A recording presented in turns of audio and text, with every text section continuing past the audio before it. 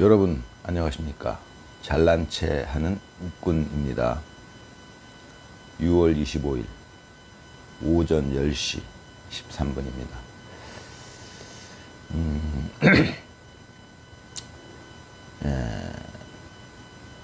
가만히 생각해 보니까 이재명 당선 주장자가 6월 3일 날 선거 끝나고 6월 4일 날 뭐 당선자로 확정됐다. 이제 이렇게 선관위가 발표를 했죠. 뭐 저는 인정 못 한다고 늘 말씀드리지만, 뭐 제가 인정 못 하는 이유는 전에도 말씀드렸지만, 세 가지 정도 이유가 있다라고 제가 말씀을 드렸었죠. 일단은 저는 뭐 부정선거를 확신하고 있기 때문에 그거 하나만으로도 일단 이재명 당선자는 저는 뭐 대통령이라고 부를 수 없습니다. 저는 거기다가 이제 전과자인 거는 제가 전에도 말씀드렸지만 이제 전과자인 거는 상관이 없어요. 사실은 뭐 죄값을 다 치렀다면. 그런데 현재 범죄자이라는 거, 뭐 일단은 대법원으로부터 파기환송 판결이 확실하게 나왔던 사람이고 자격이 없는 사람이 이제 대통령 후보로서 출마를 했던 것이고, 뭐 그런 거, 뭐 하여튼 뭐 그런 저런 이유로 제가 이제 이재명 당선자는 대통령으로서 인정을 할 수가 없는데, 어찌됐건 뭐 저 같은 사람들이 우리나라 지금 국민들 중에 제가 보기엔 반수가 훨씬 넘는다고 저는 지금 보고 있습니다. 현재는 점점 늘어나고 있으니까요. 제가 짐작하기로는 거의 60% 정도의 국민이 이재명 당선자를 인정하지 않고 있다라고 지금은 보여지고 있고요. 그 비율은 더 높아질 것이다. 70%, 80% 이렇게. 결국은 이제 그렇게 되면은 이재명 당선자는 이제 임기를 채우지 못하고 내려올 가능성이 더 높다라고 저는 보고 있습니다. 개인적으로. 근데 이제 제가 6월 4일 그때를 되돌이켜 보면은 재미난 이제 생각이 들었던 게 그때는 잘 몰랐었는데 지금 생각해 보면 트럼프 대통령이 그때 전화를 안 했었어요. 지금 생각해 보면 그럼 지금 돌이켜서 보면 이제 그 뒤로 이제 G7 회의에 이제 이재명 당선자가 참석을 했었고, 그 뒤로 나토는 안 간다 그랬고, 이제 이렇게 이제 쭉 이어져 왔는데, 되돌이켜 보니까, 트럼프 대통령은, 거의 계획적이었죠. 처음부터.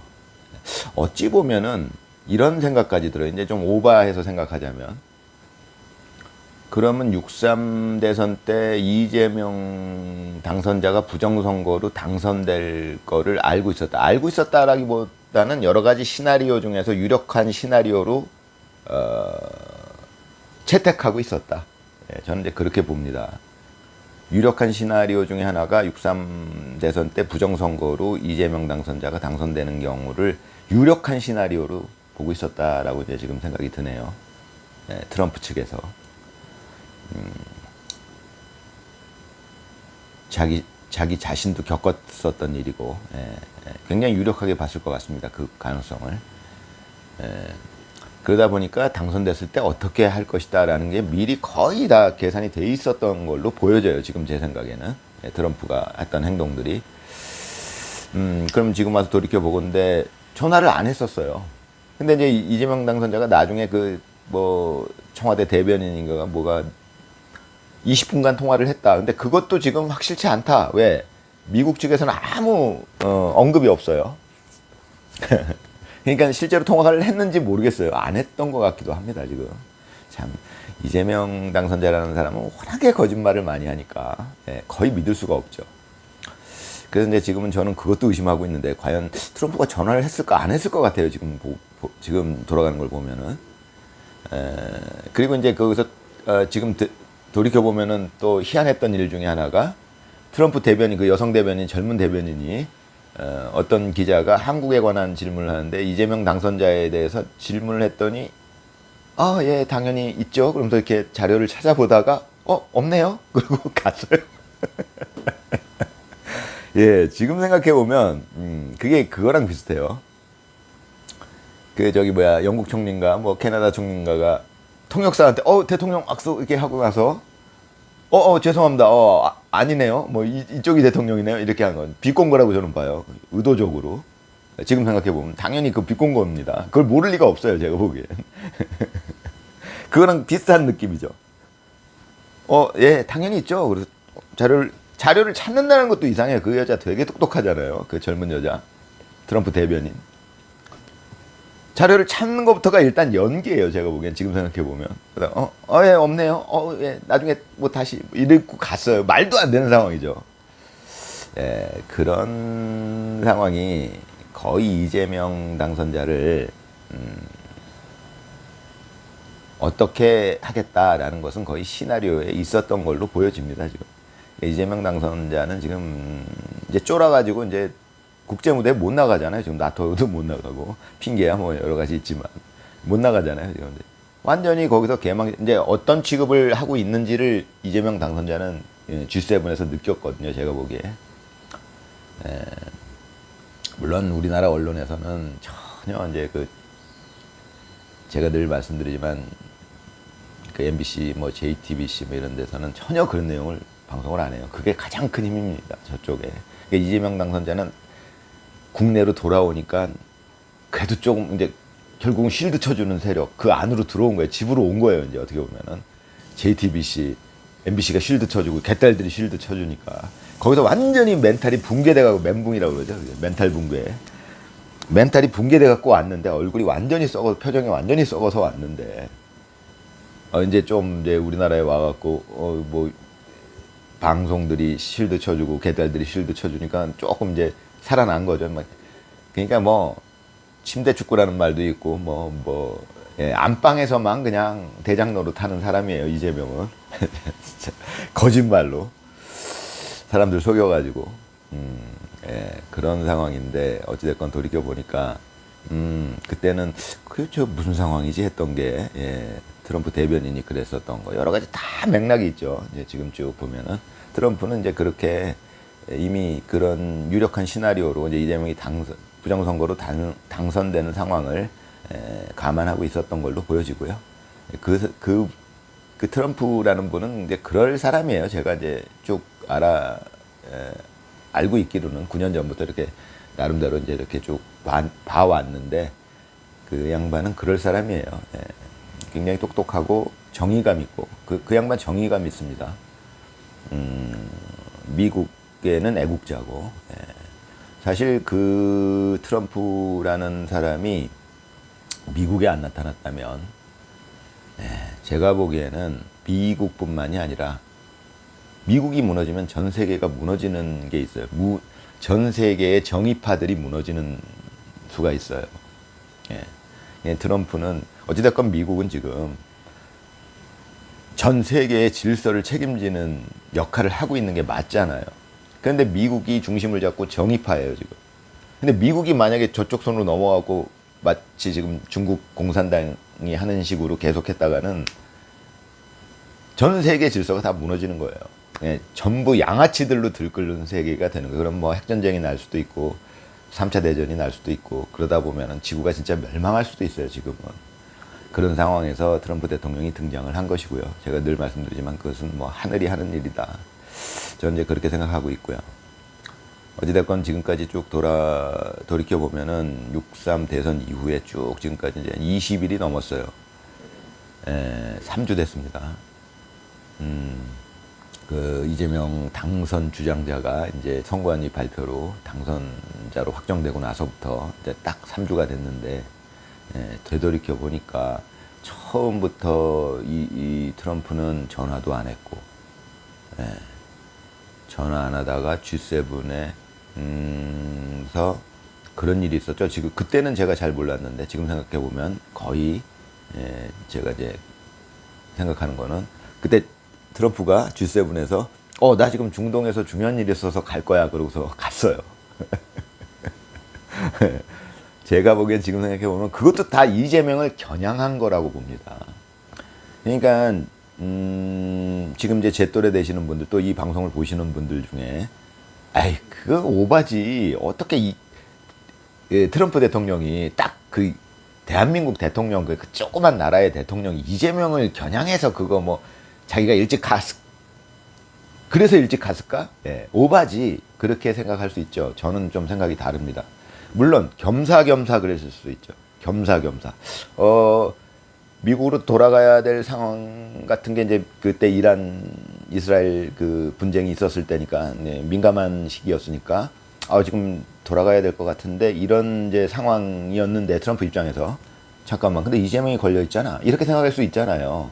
당연히 이재명은 무조건 트럼프 대통령의 염두에는 있었을 겁니다. 제가 늘 말씀드리지만 대한민국은 지금 미국에 있어서 가장 중요한 나라라고 저는 생각하거든요. 그러니까 트럼프 입장에서는 아이씨 대한민국에 지금 윤석열 대통령이 다시 저걸 돼야 되는데 그래야 지금 동맹으로서 호흡을 맞춰서 지금 전 세계를 지금 이제 중국도 공격해야 되고 지금 전쟁도 치러야 되고 지금 여러 가지 할 일이 많거든요. 지금 트럼프는 그 러시아 우크라이나도 지금 그것도 어찌됐건 평화롭게 뭐 휴전을 시키든 뭐 종전을 시키든 해야 되고 지금 트럼프는 할 일이 많아요. 전 세계 대통령이 어떻게 보면 정입하니까 그래요. 예, 바이든 같은 경우에는 이제 지 이익만 챙기니까 그게 이제 정의파하고 다른 거예요. 미국의 대통령이 됐으면 전 세계를 챙겨야 되는데 지 이익만 챙기는 거죠. 지 세력들.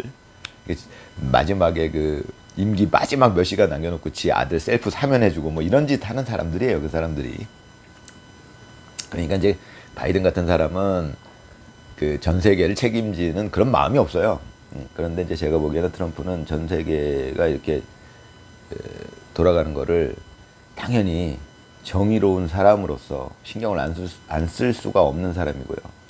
그런 입장에서 이제 여러 가지 할 일이 많은데 지금 대한민국이 빨리 윤석열 대통령이 원래 지금 제대로 대통령이 돼 있어서 그렇게 한다면 호흡을 맞춰서 할 수 있는 일이 많은데 쉬워지는데 일이 지금 뭐 이재명 당선 주장자가 나타났으니 뭐 할 수 없 이미 예측했던 바이긴 하겠지만 안타깝다 하는 마음이 트럼프 대통령한테 분명히 있을 거라고 저는 생각하고요. 돌이켜 보니까 그때 G7에서 나 일 안 하고 뭐 이스라엘 그것 때문에 나 바쁜 일 있어서 가야 돼. 원래는 이재명 당선자는 그때 트럼프 대통령 만나러 간 거예요. 그래야 우리나라 그 언론들에서도 뭐 할 얘기가 있고 뭐 우리 이재명 정부가 잘하고 있다 얘기 나올 거 아닙니까? 중요한 자리였어요. 근데 트럼프가 다른 핑계 대면서 나 지금 바빠. 가야 돼. 딱 다른 사람 다 만나놓고 다른 정상들 다 만나놓고 이재명 만날 차례 거의 돼가는데 잠깐 나 바빠. 그리고 간 거예요. 그게 우연일까요? 지금 생각해보니 우연은 절대 아니고요. 그게 다 맥락이 같죠. 트럼프는 일관되게 지금 그렇게 하고 있어요. 이재명을 쥐었다 놨다 한쪽으로 몰아가고 있죠. 계속 압박을 하고 있는 겁니다. 그 뭐랄까 국제사회에서 계속 그러니까 트럼프가 국제사회에서 가장 대장인데 나머지 정상들 뭐 영국 총리 프랑스 대통령 다 모인 자리에서 마크롱인지 다 있는 자리 그런 데서 당연히 트럼프의 눈치를 볼 수밖에 없고 트럼프가 하자는 대로 할 수가 없는 상황에서 나머지 사람들의 분위기가 결정이 될 텐데 그 정상들의 분위기가 거기서 이재명은 완전히 딸을 당한 겁니다. 사람 취급을 안 한 거예요. 그거는 그냥 너는 사기꾼 취급을 한 겁니다. 그 정상들이 모인 자리에서 G7에서 트럼프의 의도였고요. 트럼프의 의도대로 다 움직인 겁니다. 우리가 대부분 근데 그 중에서 무슨 아주 이상한 나라 대통령, 조그만 나라 대통령이 이재명 대통령하고 잡담 좀 하고 그러니까 그걸 하도 사진 찍을 게 없으니까 우리나라 그 중앙 언론들이 그걸 찍어가지고 외교를 잘했다 이러고 있습니다. 이러고 있어요 지금. JTBC MBC KBS 그러고 있는 겁니다 지금. 그걸 이제 알아야죠 우리나라 국민들이 빨리 알게 될 겁니다.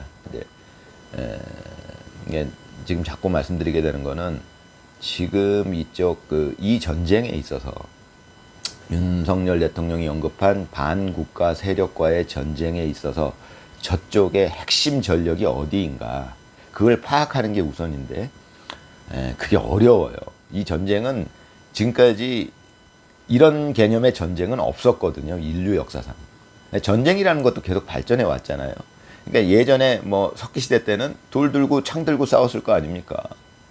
그러다가 그거 지나서 한 3,000년 전에는 무슨 활도 만들어지고 뭐 창도 만들어지고 뭐 무기들이 많이 발전을 했겠죠. 도끼도 만들어지고 뭐 이렇게 투석기 같은 것도 만들어지고 그거 한 1,000년 전까지 계속되다가 그 다음에 한 뭐 몇백 년 전부터 총이라는 게 나오기 시작했죠. 그렇게 전쟁의 양상은 계속 발전돼 왔어요. 지금은 어떤 시대냐? 이거는 여태까지 인류가 경험해보지 못한 새로운 개념의 전쟁이 시작된 겁니다, 지금. 예, 언론이 가장 거기서는 핵심적인 역할을 하는 그런 전쟁이라고 저는 봅니다. 예, 그 바꿔서 얘기하면 JTBC나 MBC를 무력화시킬 수 있다면 이 전쟁은 의외로 굉장히 쉽게 끝날 수 있다. 저는 이제 그렇게 봅니다.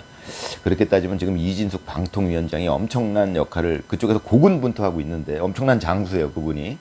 이 전쟁에 있어서.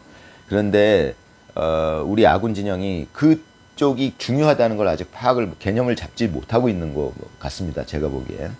그래서 이 머리 좋은 웃군이 자꾸 말씀드리는 거예요. 이제 알게 돼요, 사람들은. 아, 저쪽이 지금 가장 저쪽에다가 우리의 세를 집중해야 되겠구나. 그 판단이 서야 됩니다. 우리가 어디를 가장 중점적으로 공격할 것인가. 네. JTBC, MBC, KBS 이런 데 빨리 정리해야죠. 그거 쉽지 않은 일이에요. 근데 이쪽 아군 진영의 전투력을 온통 그쪽에 최대한 집중시켜야 된다, 이거예요. 어디에 집중할 것인가가 중요하잖아요. 쓸데없는데 저쪽에 뭐 팔다리, 뭐 발가락 같은 데다가 집중하고 있으면 이 전쟁에서 이기기 힘들어요. 적군의 심장부를 타격을 해야 될 거 아닙니까? 근데 심장부가 어딘지, 급소가 어딘지가 지금 잘 개념 잡기가 어려운 전쟁이다. 이런 말씀입니다. 개념 자체가 처음 생기는 전쟁이니까. 인류 역사상. 이런 전쟁은 없었어요. 더 세월이 지나면 더 다른 스타일의 전쟁이 생길 수도 있겠지만 지금 현재는 그렇습니다. 이 머리 좋은 웃군이 판단하기에 가장 핵심부는 방송사. 우리나라 지금 이 전쟁에서 JTBC, MBC 이런데 KBS 이런 데가 가장 중요한 타겟이다. 거기를 공략할 수만 있다면. 그러니까 지금 이 아군 진영에서는 이진숙 방통위원장을 적극 지원해야 되는 상황이죠. 그쪽으로 세를 집중해야 돼요. 그러면 나머지는 자동으로 해결될 거라고 저는 봅니다. 선관위, 부정선거 자동으로 밝혀집니다. 그 길을 눌러놓으면. JTBC, MBC 뭐 이런 데를 눌러놓으면 꽉 숨통을 쪼여놓으면 나머지들은 알아서 해결될 겁니다. 부정선거 밝혀지고요. 네, 그거를 우선 이 아군 진영은 알아야 돼요. 저는 그렇게 생각합니다. 여러분, 비가 오네요. 즐거운 하루 보내시기 바랍니다. 감사합니다.